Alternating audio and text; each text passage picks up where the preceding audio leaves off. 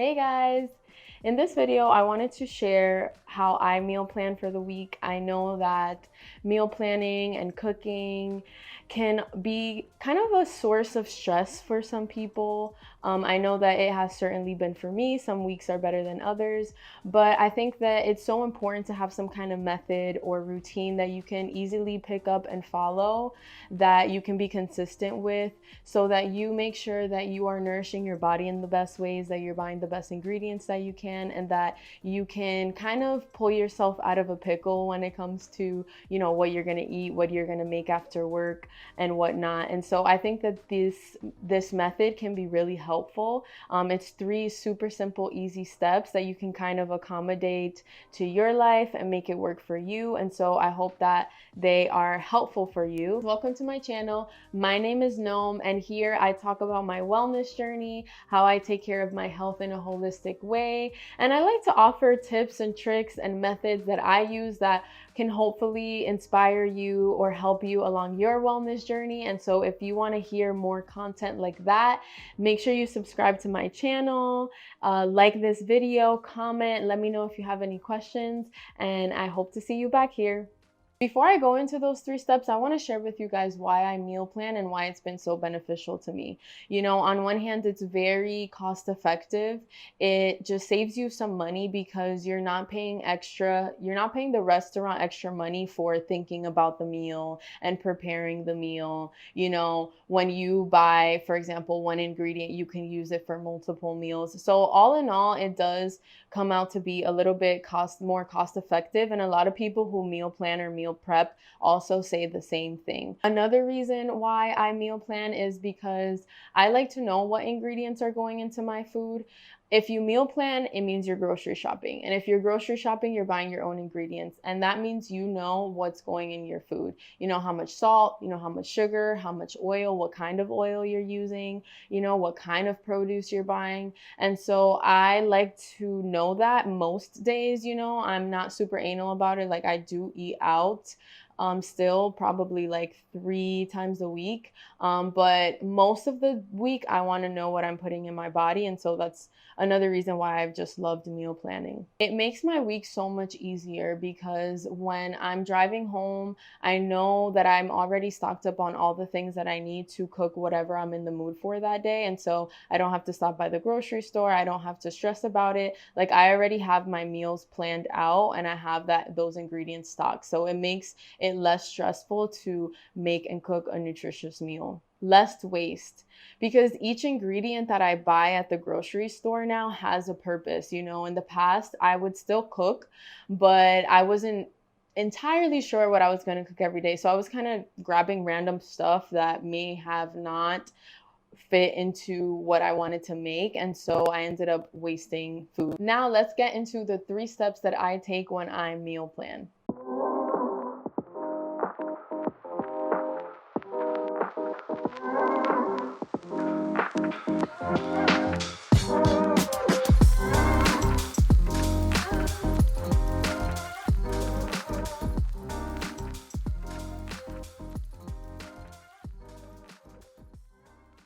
Step number 1 is to make a list of the meals that you want to prepare that week. So I like using Google Tasks to make my list. I use Google Task and Google Task only. I feel like it's so simple. I don't like to download and print and write anything. There's certain times where I do like to write things on paper, but specifically for meal planning, I like to make it as simple and stress-free as possible. And so I use Google Tasks because they allow you to create different lists. And I have a specific grocery list tab that I add to and delete every single week. And so if you don't have a tool yet that you're using that you're used to, definitely give Google Task a try. But if you have something that you like making lists on, then definitely use that. The less change that you have to go through for this, the better.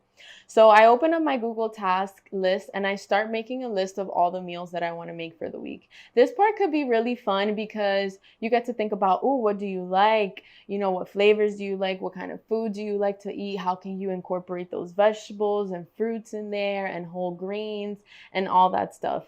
If you're someone who likes to cook, you might already have some meals in your mental list or in an actual list. I actually started to create a meal inventory. So I have a list of all the meals that I know how to make and that I enjoy eating. And so if I ever get stuck, then I go on this list and I pull whatever I'm in the mood for that week out and add it to my meal plan for the week.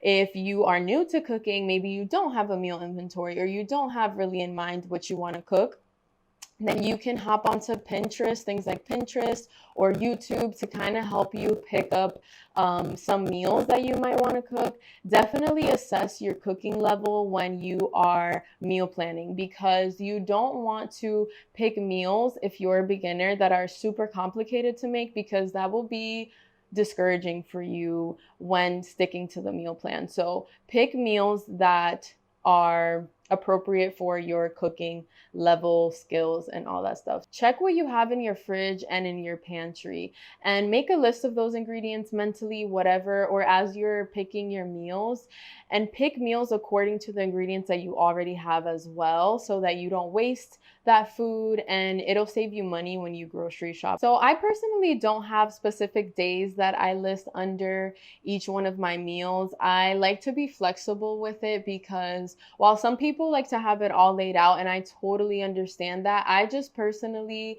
don't always feel like eating what I said I was gonna make that day. And so I like to be able to wake up and say, I'm gonna make this for dinner.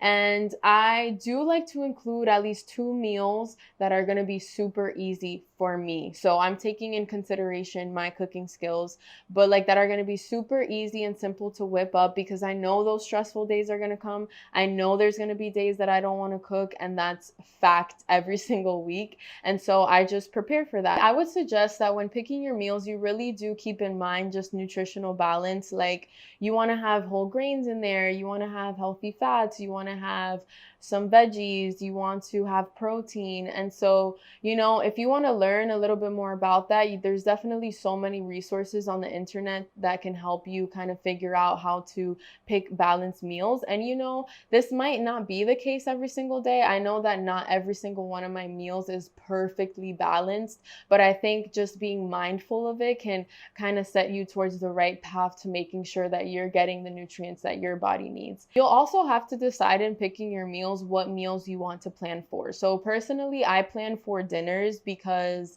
I always have some sort of shake or yogurt for breakfast. So there's no really need for me to meal plan that. And I always have leftover dinner for lunch. And so I only meal plan for dinner. It just makes it so much simpler for me. If you want to meal plan for lunch and dinner, you have that time, then that's fine. But I would suggest to kind of count your lunch as your leftover dinner. That way you just make a little bit of extra and it keeps it simple for you. Step number 2 is going to be to create your ingredient list. So now that you have all these wonderful and delicious meals planned out, it's time for you to make a list of everything that you'll need to grab in the grocery store to make these meals. And so I again do this on my Google Task. And so what I'll do is under each meal, I'll write down what ingredients I need. And that's keeping in mind what I already have in my kitchen, right? So if I'm making something with cilantro, but I already have cilantro, then I won't add it to my list. That way I won't buy it again at the grocery store. But this list is just going to ensure that you get everything that you need. It's going to cut back on all those little trips to the grocery store after work or during the day.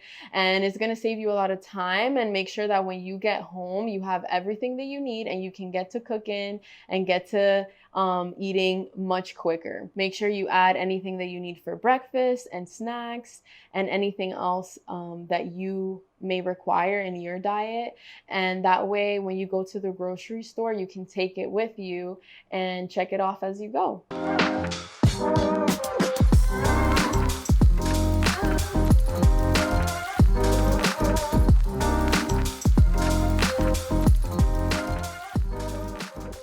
And lastly, we have step number 3. It's time to shop. So now that you have a plan, you know what meals you're going to make during the week, you have your list of ingredients, you're set to go, it's time to head to the grocery store.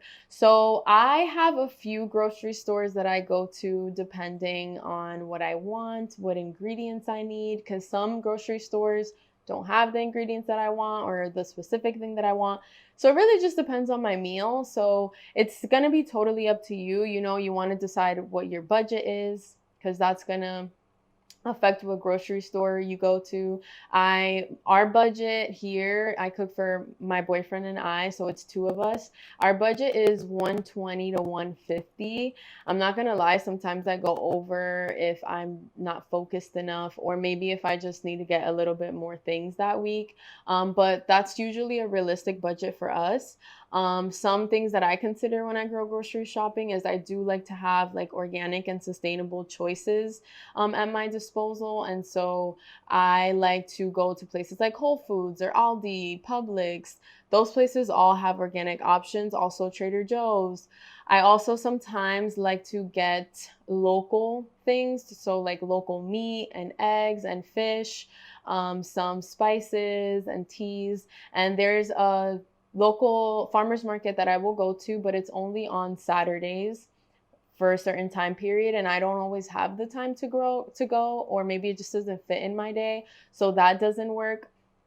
But you know, it's going to be totally personalized to your preferences and what you like. And so depending on those things, you choose your grocery store. So something I like to do when I'm at the grocery store is to have my Google Task with me so that I can review the list of ingredients and I can check things off as I go. So once I get all the vegetables, I look at my list and I check off everything I've gotten and make sure that I have everything that I need from the area that I'm in, so that I don't have to run back. And even though this still happens, it minimizes the occurrence of that, because I'm in the produce section, I'm getting all the vegetables, I'm checking my list twice, and then I'm good to go to the next aisle. And so this could be really helpful for you if you feel like you're always running back and forth to all these sections in the grocery store and just running with your head cut off, because that's definitely happened to me. This will minimize that and just make your shopping experience a little bit more peaceful. Go for the most whole foods that you can. So when I say whole foods, I'm talking about vegetables and fruits that are growing straight up out of the ground, your meat, your fish, your poultry, you know, whole grains, dried beans, quinoa, brown rice. All those things are going to be whole foods that are more nutrient dense and just really give your body what it needs. Because we tend to go for a lot of ultra processed foods, and we just have a lot of ultra processed foods in general at the grocery store.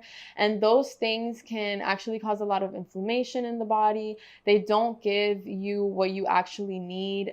You end up kind of eating a little bit more because your body's just like, wait, but I need this and I need this. And you know, when you give it what it's not asking for, it's going to ask for more. And so you generally eat more calories when you're eating mostly ultra processed foods. So I'm not saying to not eat ultra processed foods at all, because that's probably almost impossible in our world today. But I would say that the bulk of your groceries and your diet in general, you probably want to keep it to more whole foods. I know that for us, I would say about 85% of our diet is whole foods, and then we have 15% of room for fun foods like ultra processed snacks and sweet stuff and things like that. But it's definitely not the bulk of our diet. Another thing that I wanted to mention is mindset. I really did have to adopt a mindset of like, this is one of my values. What I eat is really important to me. And so the discipline and, you know, the sacrifice that it takes sometimes, I just remind myself that this is something that's important to me, and that